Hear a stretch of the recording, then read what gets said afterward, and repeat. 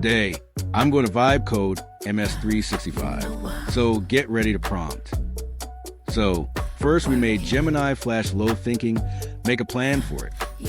And now we will see what's in the plan, and make changes to the plan.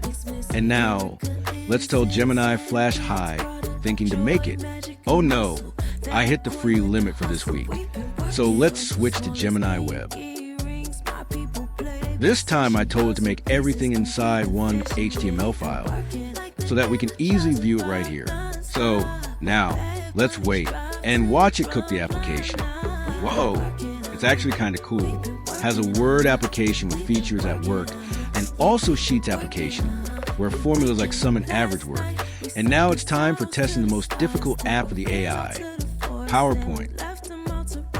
Yo, PowerPoint actually works, but there are no animation, designs, or transitions, and also many features are buggy. So I will try to refine it in the future videos. For time, you can visit my website with free learning interactive resources or my GitHub repos.